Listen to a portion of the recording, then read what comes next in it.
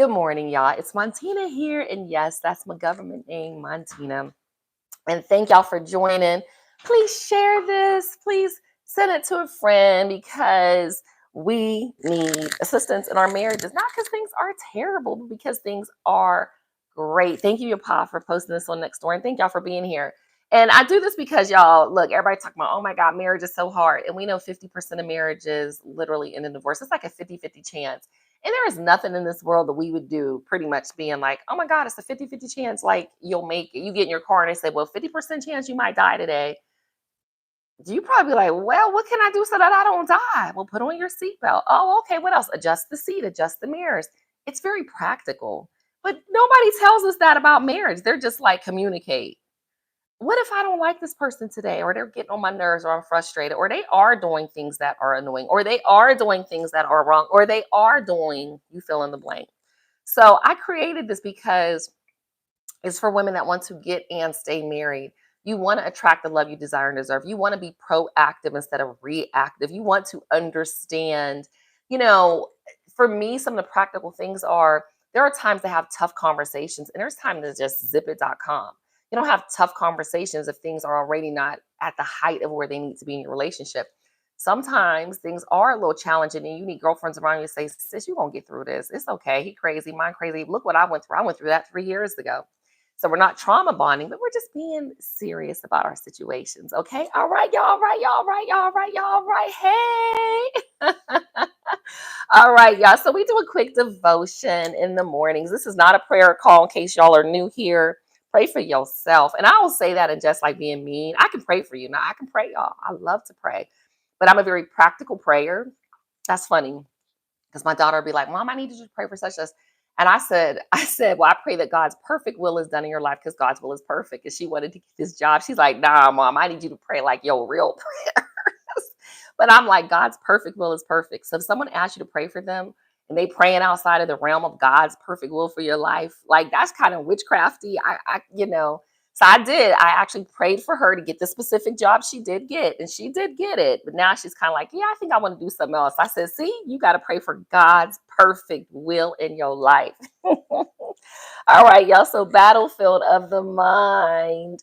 Battlefield of the mind. Use your weapons. And we talk about the weapons of warfare here on our call because we got to put on our weapon. Y'all listen. Well, I'll get to it. For the weapons of our warfare are not physical weapons of flesh and blood, but they are mighty before God for the overthrow and destruction of strongholds. And as much as we refute arguments and theories and reasonings and every proud and lofty thing that sets itself up against the true knowledge of God, we lead every thought into captivity. There's a lot of different scriptures, but I've always loved this because you literally can capture that thought and say, nope, not today. So it says the enemy uses depression to drag millions into the pit of darkness and despair. And then there's some results here she talks about. But negative feelings come from negative thoughts or rumination or seeing things online, especially for my single women. I'm a single ladies. Oh my God, ain't no good men out there. The blue pill, purple pill, black pill, red pill. I'm going to tell you, my husband's never heard of none of that. If my husband walked in here and I said, baby, you know about the red pill? He'd be like, what's that?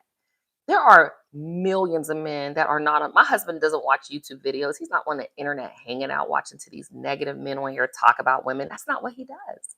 And there's a lot of men that are busy about their business, about their lives. They're hanging out doing Chicago Step In. They are enjoying their lives. They're out there working with their hands. They are too tired to come home and be on the internet talking about women. Like these men that y'all see doing that, that's not normal. These men are weird, a lot of them. So men that have these views of, these women are just out here and they're just, just negative. That's that negative thinking. That's why I don't want you all thinking negative. Same thing with our husbands. Every time he walks out the door, if you ruminate and think something negative, ask yourself why. Now, you may have a reason to think that way, but, these are our husbands. And some things we have to confront bad behaviors. And I had a book here, the Peter Pan syndrome. Some men had some overbearing mothers, overbearing sisters, overbearing aunties, and some behavior just needs to be checked. Okay.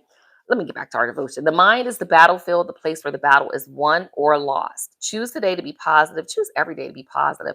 Casting down every negative imagination, bring your thoughts into captivity. Be God minded.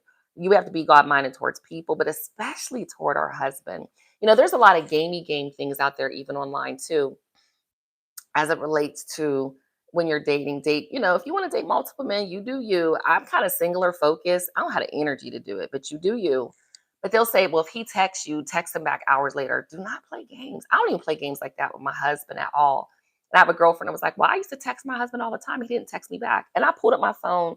Literally, I can text my husband for weeks and he may or may not text back. He works all day.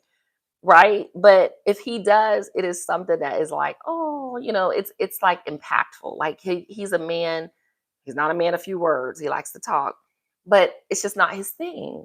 So, sis, remember our men aren't our girlfriends. That's why I say my husband's not my best friend. He's my favorite friend. But if your husband's your best friend, that's great. My husband's my favorite friend in the whole world. So be God-minded, guard your mind. And then she just talks about fellowship and things like that. Um, and keep in her mind, actually, she says here focused on her husband. If her husband's talking to her, she tries to say really, really focused. Yesterday, I saw in the comments that you all were talking about like your devices. One thing I noticed early on with my husband, and he he would pay attention to me. Like when I talked to him, and I wasn't used to that just because of the world we live in. He would put his device on and like literally stare at me like this. And even now, he looks at me when I'm talking. He's not on his device. He's not a big social media person anyway, but I appreciate that. So, in turn, I return that effort and that favor. So, making this more practical, going in our prayer, pray before you say, sis, and definitely meditate. Like, think about what you're thinking about and how amazing your husband is and the things he's doing and going out to work hard, smart, kind, the things that you love about him. And remember, we are in these marriages and if to become the best version of ourselves, and he's supposed to become the best version of himself. That's the purpose of marriage. So if you're not evolving and becoming the best version of yourself, ask yourself what you need to do. Okay, I was telling my chiropractor the other day, I try to listen to 10 minutes a day on Audible. Now me, I like to read, so that's not a bunch of effort for me. Another friend was talking about, I said I don't have social media. And she's like, "Oh, yeah, I need to get off." I said, "Well, when's the last time you read a book?" She was like, "You know what? Point taken." And I'm not doing this to be funny. But again, if you've been out of high school for 30 years and you haven't read one book, like, come on. We up on Facebook hanging out. Man, please. But anyways, I digress. All right. So the practical part of this is I put here, show him attention, sis. I came home and one of our vehicles is at the shop and they gave us a rental vehicle. My husband's out there washing the rental vehicle. That's what he does, y'all. He's like, I'm taking it back clean. That's just his personality. And so I realized he wanted to chat a little bit because when I was walking in the house, he was talking still. So I stopped, I paused, and I realized we have to show them attention. And I put here, through your affection. So one of my girlfriends and her girlfriend and their husbands came to Chicago stepping last night, and she was dancing with him. And I noticed they're learning, looking down, but she was looking at him, and it was so cute. And men need that. They're big old teddy bears, all of them. They just are big old, just love bugs. It's so sweet. Show him love. Be kind, be nice, give him a deep hug and that kiss, be kind. Some of you like to cook, and it's not my favorite thing, but I don't mind. But it's not performative. Have fun with it. Go give him, let me give you some food and put it in his mouth and be your sweet selves and show appreciation. And I just said, do the work. And one thing I noticed, like even when I go to Pilates, sometimes we look at the mirror and sometimes we a turn. The way it's set up, it's like literally the mirror's here and there's a wall, and you can turn when you're doing it, and you can look at the wall, which makes you looking at other people because it's like we're all lined up. Well, I like to look in the mirror myself. I do, and I realized a lot of times people will perceive me as being extra, and it's okay because we should be extra in our marriages. Like be extra at home, put on something extra special, walk around and switch a little bit, go up to him and say, "I just love you so much." Be yourself. Be unapologetically, authentically yourself. Because I'm telling you, nobody, not even an old woman at Waffle House, should be showing your husband more attention than you. And you'll notice it. Because sometimes it's real slick. And I say older women because I see it a lot more because my husband's a little older. And I am too. But I've noticed it, but especially with older waitresses, they're flirtatious. Nobody should be showing him more attention than you. And I put her as a call to action, 10 minutes daily of reading for you or 10 pages a day, 15 minutes of your chatting. And again, be intentional about showing him attention, sis. Nobody should be showing him more attention than you. Now, one of the books, y'all know I always have my resources. This is where our power is. This is an older book. If you're friends with me, I hate to say real life, but offline, I have a couple of copies. I'm happy to let you look at it. You can't borrow my book because people don't be giving them back. But I actually really like this book because he has in here some of the things that we do, but it talks specifically about how to love a Black man, and he talks about love substitutes. And again, if you've never heard of these things, you don't realize that you've done them or looked for them or been involved with these. He talks about getting a grip on who Black men really are and who they're not. This book was written by a Black man. Um, Perceptions, reality checks. It says, have you found relationships with Black men to be mostly romantic, intimate, and mutually satisfying, or complicated, mysterious, and frustrating? And this, if you're not doing a Black man, you really could read this for any man. Whichever may be the case, this book has been written for you.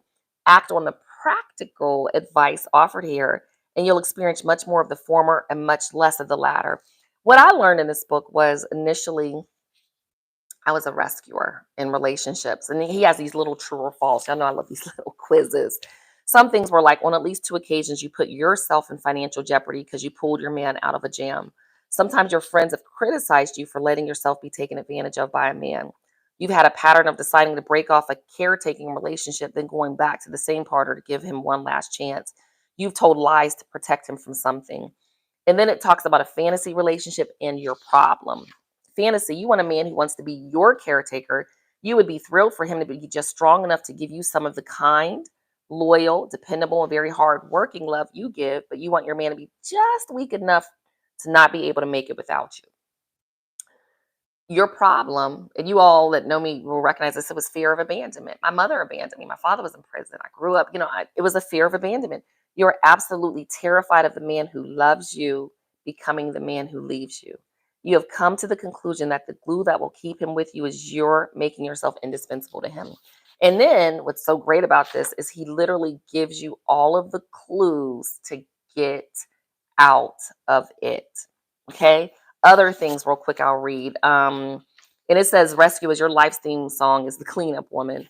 Another one in here was, are you a controller? Your most frequent complaints to the man in your life have to do with what he should have known. You do not handle last minute changes or spontaneous and impulsive decisions easily. You often get angry with him because he won't take suggestions from you, but that takes the same suggestions from others. So why you're a controller? You are married to a Black man who is a male version of you. He has your perfect standards, your superior taste, your penchant for details, and your flawless instincts. Your problem, the fear of the unknown and uncontrollable. You harbor a secret belief that you will suffer some unspeakable devastation or catastrophic loss if your man doesn't fit your vision for a well ordered, emotionally safe environment. You drive men crazy with the rules you enforce and the punishment you mete out for every violation of them, but you drive yourself crazy too because you work so hard to get him to think, feel, and act the way you want him to, and he resents you for it, and it goes on his way. So relationships with Black men eventually become quite a bore for you because you are a stranger to spontaneity and joyous surprise, two of love's greatest pleasures. So again, this is a really good book, How to Love a Black Man. Old book. Okay, you can see how old the cover is. This book was written back in 1996. Really, really good book. Okay, so those are some of the practical things. And again, I've read this before I met my husband, and I realized like what I desired again with the fear of abandonment. But what's your fear? He has all the fears. He has like 4 different conditions of love. And are you a controller? Maybe we can go through these. Are you a rescuer? Are you an avoider? Ooh.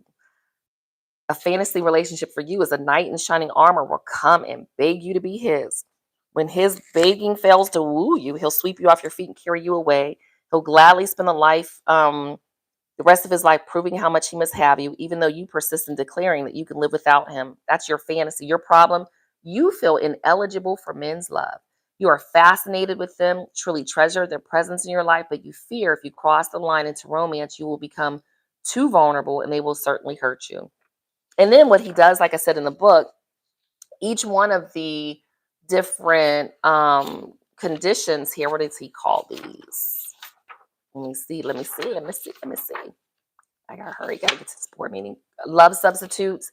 They all have like a different what are these like image beside them, like circle squares and things. And so you just look for your image in the book, and that's what you read in terms of the love substitutes and how to avoid these in your life. So he'll say things like, here are the things that you can say, and here are the things that you can do. So again, I'm very action oriented. So yeah, how to love a black man. So with that said, y'all, I again am here. I want to encourage you. I want to love you. I want y'all to make it with your crazy husband. Mine crazy too. You might be in the valley, coming out the valley, looking over the valley. But sis, we know marriage is hard, but like, look, there's a blueprint for this. Make it practical. Love on your husband. Do the things. And here's the work. It's every day. It's every day. You get tired of me every damn day. But it's every day. When I came in from Pilates, my husband out there washing the car, I said, hey, honey, good morning. This I talked to him. He said, hey, baby. Or sometimes he answered the phone, he'd be like, hello. That's like my husband talking. So I'll be like, hello. I infuse a lot of humor into our relationship because we need it. Because we do have some tough things that we have to have come up. Like he's like, hey, such and such call, can such and such come stay with us.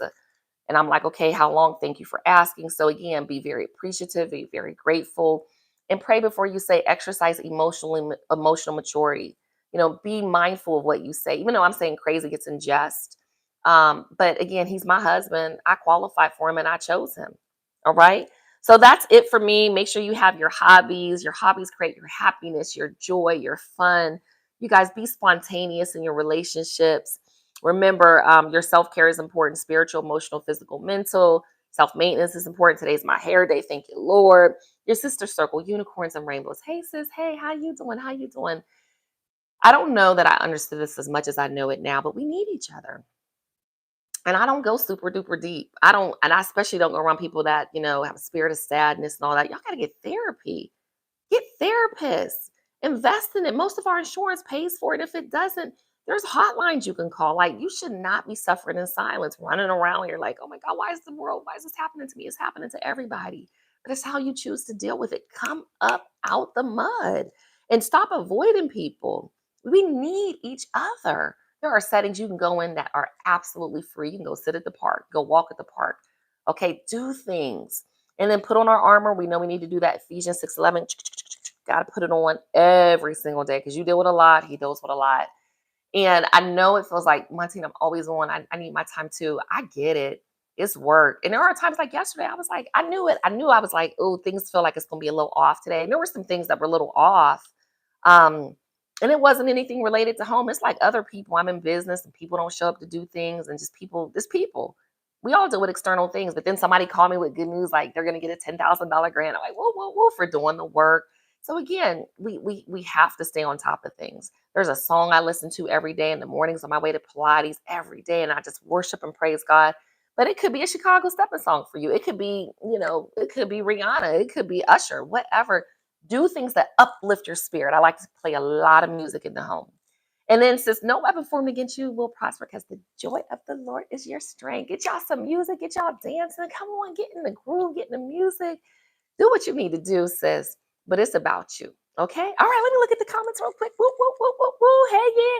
I just love that y'all keep notes. Thank you, your pod. You guys are so awesome.